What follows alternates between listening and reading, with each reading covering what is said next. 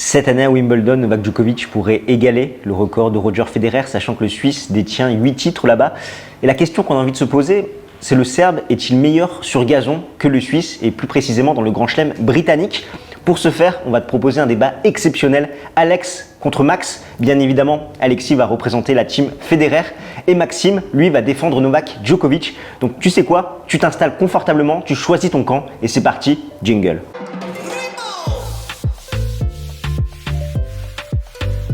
Alors, bon, évidemment, Novak Djokovic, c'est 7 Wimbledon, bon, donc un de moins que Roger Federer, mais je te répondrai, je vais devancer un de tes arguments.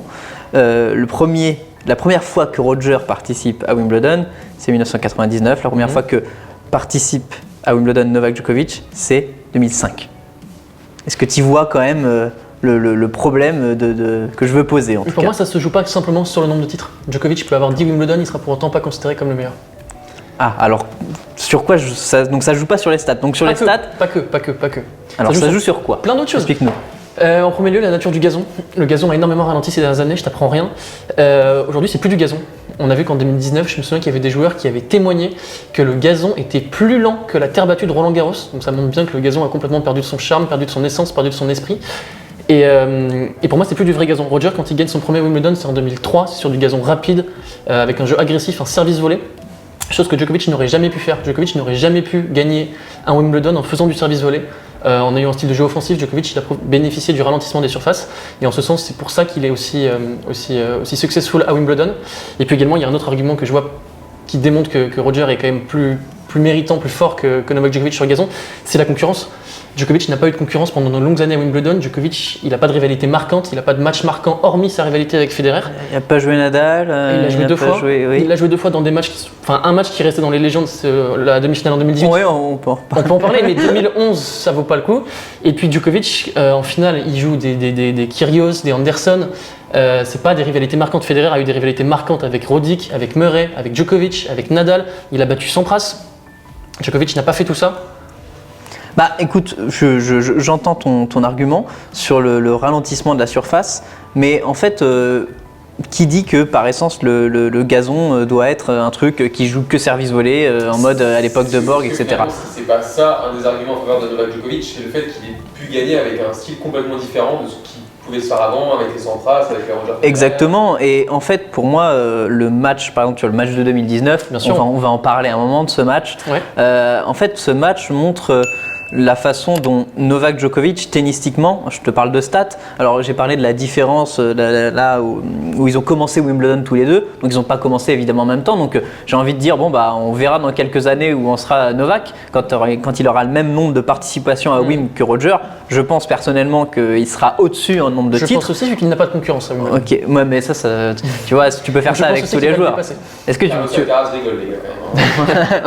Ouais, voilà, il y aura Carlos qui va rentrer peut-être dans la concurrence, mais en tout cas sur l'argument du style de gazon, et moi je parlerais même du style de jeu. En fait, je pense que c'est Novak Djokovic qui a réussi à annihiler le style de jeu de Roger sur gazon. Puisqu'il a bénéficié du ralentissement des surfaces, est-ce que tu crois sincèrement que Novak Djokovic aurait remporté Wimbledon il y a 20 ans? Je pense que Roger était capable de gagner il y a 20 ans, peut-être pas en tout cas, mais je pense que tu vois, bien avant 2011, bien avant la domination, encore plus depuis 2017, où il a pas perdu depuis 2017, Novak Djokovic à Wimbledon. Depuis cette domination-là, bien avant, Novak Djokovic aurait embêté, aurait même battu Federer. Et je trouve que voilà, le match de 2019, ce que je voulais dire, est une magnifique représentation de ce que fait Djoko contre Federer et ce qui fait sa suprématie sur cette surface. Tu trouves? C'est que finalement il est plus solide que lui. La finale de 2019, on peut en parler. Un vieillard de 38 ans qui accroche le numéro 1 mondial, qui est meilleur que lui, qui mérite de remporter le match, et tu vas me vanter ce match, parce que ce match, on peut quand même le reprendre.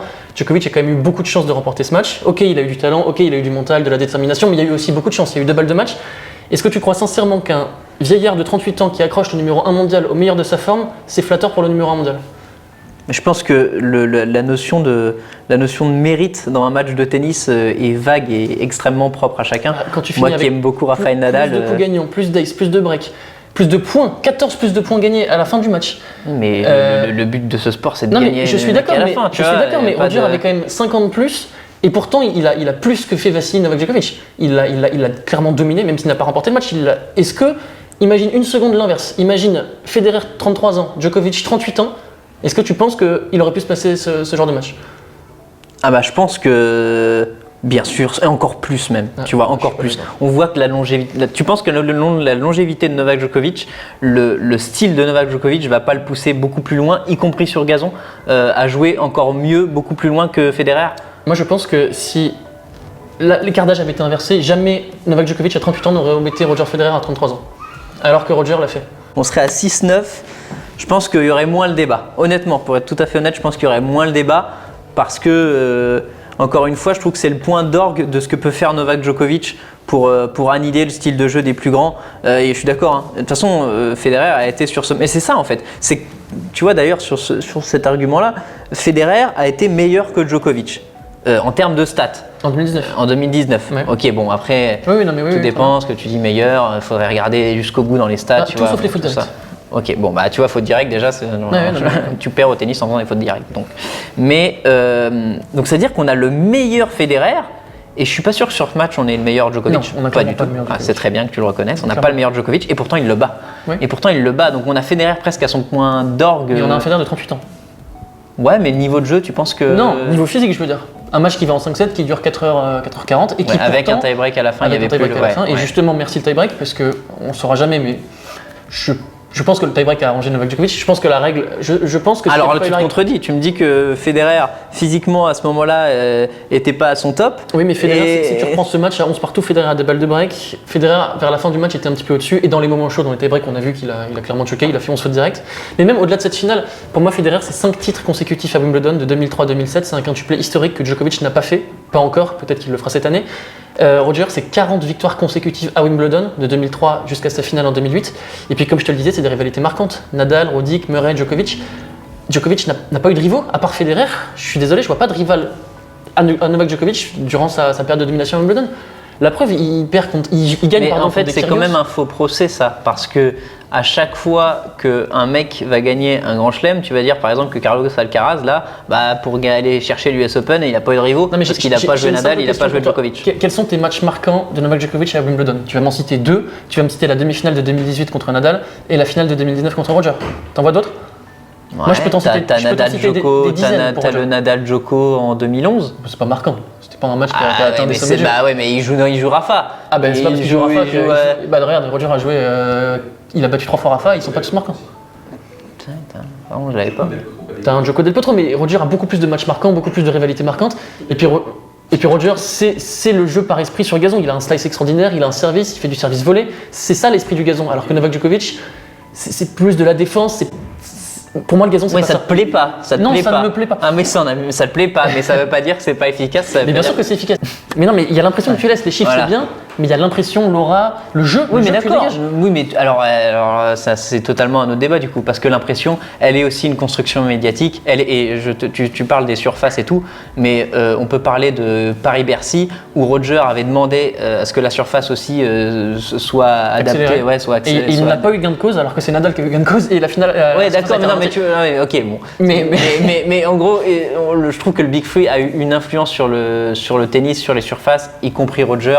Le mec, il a eu le circuit était à lui aussi un moment, tu vois.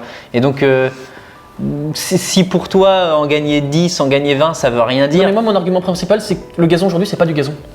C'est pas du gazon, c'est plus du gazon. Et tu le sais très bien, t'es un passionné de tennis Ouais, je suis comme moi. assez d'accord qu'il y a, C'est je suis pas assez ça, du d'accord gazon. qu'il y a un problème sur le gazon. Le gazon n'est plus rapide comme avant. Et pour moi, c'est un problème. Et c'est pour ça que Novak Djokovic arrive à briller autant sur gazon. Je suis convaincu qu'il y a 20 ans, il n'aurait pas pu remporter Wimbledon. Djokovic, il gagne son Wimbledon qu'avec un style de jeu, alors que Federer, au fur et à mesure de ses titres, de ses 8 titres, il a su faire évoluer son jeu. Quand il gagne pour la première fois, c'est service volé, attaque, jeu hyper offensif, alors qu'à l'inverse, en 2017, il joue beaucoup plus du fond de court, il utilise beaucoup plus son slice, et ça montre qu'il a su se renouveler au fur et à mesure des ans, alors que Djokovic gagne ses 7 Wimbledon avec le même style de jeu. Ça altère un petit peu sa légende dans le sens où Nadal n'a pas perdu contre Federer à Roland et Djokovic a déjà perdu à l'Open d'Australie contre Federer, mais c'était pas encore le Djokovic qu'on connaît, c'était en 2007. Donc c'est sûr que ça altère un petit peu. Après, c'est des matchs où quand même Federer a montré un super visage. Contre Nadal, il revient de 2-7, il fait preuve d'une force de détermination incroyable. C'est le match du siècle, à mon sens. Il passe vraiment pas loin de le gagner. Et puis 2019, pareil, c'est un match qu'il aurait pu gagner, qu'il aurait dû gagner, qu'il ne gagne pas évidemment. Mais c'est des matchs dont il n'a pas à rougir. Franchement, il s'est battu jusqu'au bout face à des adversaires qui étaient meilleurs que lui, ou tout du moins sur le papier, qui étaient plus jeunes, plus frais, qui arrivaient. Après, il n'a pas perdu que contre des légendes non plus ces dernières. Enfin, depuis 2011, oui, mais attends. Roger Non, est loin d'avoir perdu que contre des légendes à Wimbledon. Bah, tu on vois. peut les prendre. Il a perdu à contre part Raonic. Stakowski et. Contre Raonic, je te dis, il a Raonic en perdu. 2007, oui, mais à part. Ouais. Et Anderson. Ouais, perd Tsonga. Oui, mais aussi. regarde, alors à l'inverse, Djokovic perd contre Sam Querrey. Il abandonne contre Berdych. Ouais, ok. Puis 2011. Sam Querrey, c'est quand même une assez grosse défaite. Oui, c'est une assez grosse défaite, mais bien moins que Starkowski par exemple. Ça donne peut-être du grain à moudre aussi au fait qu'au vu du style de jeu de Querrey, il y a 20 ans, Djokovic n'aurait peut-être pas gagné Wimbledon. Mais c'est ce que je dis. Il y a 20 ans, Novak Djokovic n'aurait jamais gagné Wimbledon. Et ça, je le signe, je vous le dis, Novak Djokovic n'aurait jamais remporté Wimbledon il y a 20 ans. Alors que Federer l'aurait Non, il y a remporté 20 ans, et l'a mais tu remporté il y a prends 20 une ans. grande- En 2003, il l'a remporté. Tu prends une grande plage, une grande Jusqu'à ce tranche que le d'âge, gazon, là. on date le ralentissement du gazon à partir de 2000, j'ai pas rond de date, mais c'est quoi, c'est 2000. Moi je dirais 2009, ah tu vois, je le passe si plus tu tard. veux, si tu veux 2009, peu importe. Ouais. Et bah Djokovic arrive après ce ralentissement. Djokovic n'aurait pas remporté Et Wimbledon. encore, regarde la finale de 2008, tu trouves que le gazon il va vite sur. Non, Nadal le gagne sur Ouais. un vrai gazon rapide. J'ai rien à dire sur cette victoire-là. Eh ben, moi je suis même pas encore, tu vois, d'accord. Enfin, je sais pas, je trouve que le gazon rapide il est peut-être encore un peu avant, tu vois. Nadal, je trouve que la finale de 2008, en fait, il y a de l'échange, tu vois. Bien sûr, c'est ce que voilà. je dis. Bah, Djokovic a été plus fort sur ses finales, je pense surtout à celle de 2015. C'est pas une question d'âge. Non, moi je mentionnais l'âge simplement pour 2019. Les autres, il n'y a pas vraiment de question d'âge. Roger avait, en 2014, il avait 32 ans, ça allait encore physiquement, il n'y avait pas encore eu de pépin physique, donc je mets pas du tout ça sur le compte de l'âge. Je mets simplement 2019 sur le compte de l'âge. Que quand il perd. Non, quand même pas que quand il... Justement, s'il avait gagné, j'aurais dit c'est Ok. colossal d'avoir gagné Ok. à 38 ans, donc j'aurais parlé de l'âge dans tous les cas. Ok, d'accord. Mais 2014, Djokovic a été plus fort mentalement. C'était un match assez incroyable. Il mène 5-2 dans le 4ème set, il sert pour le match, il rate une balle de match, il se fait remonter et il gagne quand même. Et je m'incline, Djokovic a été plus fort sur ce match. Djokovic a battu plus de fois Federer à Wimbledon que l'inverse, mais pour autant, je pense que Federer est quand même plus fort. Je pense que le prime de Federer à Wimbledon est beaucoup plus impressionnant que le prime de Novak Djokovic à Wimbledon. Mais du coup, ça, pour toi, c'est. En fait, peut-être le truc, c'est que ça pourra jamais évoluer, en fait. Pour toi, tu vois.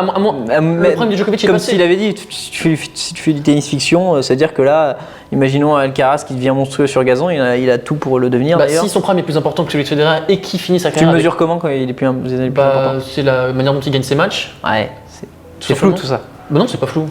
C'est quand même assez unanime. Le prime de Nadal est le meilleur joueur de l'histoire à Roland, c'est incontestable. Parce qu'il est d'accord, il a 14 ans. Non, mais d'accord, mais non, c'est pas incontestable, on le sait. 40 victoires de rang, 5 titres consécutifs. Federer a eu à faire face à un gazon qui allait contre l'esprit du jeu, qui l'a vraiment handicapé dans sa quête d'autres succès. Je pense que si le gazon était resté le même qu'il y a 20 ans, il aurait gagné beaucoup plus que 8 Wimbledon. Pardon. Et mon troisième argument, c'est le fait d'avoir eu des rivaux. Il a su gagner malgré la présence de rivaux. Il a gagné 8 Wimbledon malgré de fortes rivalités. Donc je me répète, Roddick, Murray, Djokovic, Nadal. Alors que Djokovic a gagné à une période où la concurrence sur gazon est quand même relativement faible. Djokovic arrive en grandissime favori. Roger, c'était le cas, mais il y avait quand même plus de rivalité. Djokovic, il gagne ses grands chelems contre Kevin Anderson, Nick Kyrgios. Kevin Anderson, c'est pas forcément un super exemple vu qu'il a déjà battu Roger Federer à Wimbledon. Mais il n'y a pas vraiment de rivalité pour Novak Djokovic, alors que Roger en avait eu. D'accord. Alors, moi, mes 3 arguments, tu parles des confrontations. L'argument phare pour moi, c'est les confrontations entre Novak Djokovic et Federer à Wimbledon. Il y a 3-1, Ouais. il me semble. Donc, pour moi, ça montre que voilà, le côté assez implacable de cette statistique, c'est que Novak, quand il se joue, il est plus fort. On a parlé de 2015, où il n'y avait pas de question d'âge à ce moment-là. Mon deuxième argument, ça va être la régularité de Novak depuis 2011. Où il a 94% de victoires et surtout depuis 2017 où il est invaincu. Donc voilà, cette régularité de Novak sur les plus de 10 dernières années finalement qui est quand même assez impressionnante. Et puis le dernier argument, moi quand je pense à Federer à Wim, finalement en fait j'ai pas de victoire, enfin c'est pas ces victoires qui me viennent en premier. Il y en a 105 pourtant des victoires. Ouais, il y en a 105, tu vas pas me citer les 105 quand même. mais non, c'est pas ces victoires, je pense à sa défaite contre Rafa, à sa défaite contre Novak, avec il reste juste un point à gagner pour l'énerver pour la fin. Donc voilà, un peu mes arguments pour défendre Novak Djokovic, qui va rester intouchable à Wimbledon pendant de nombreuses années. Ah mais je suis d'accord, il n'y a pas de concurrence sur gazon. Voilà. Pour moi aussi, il va en gagner beaucoup. Voilà, il n'y a plus de concurrence sur gazon. Et voilà les talkers, on espère que cette vidéo vous a plu. N'hésitez pas à nous dire en commentaire qui vous a le plus convaincu, si vous êtes plutôt team Federer à Wimbledon ou Djokovic. Quoi qu'il en soit, on va se retrouver à Wimbledon, on va couvrir l'événement avec la chaîne. Donc on vous embrasse, on vous fait des gros bisous, à très vite. Ciao. Ciao.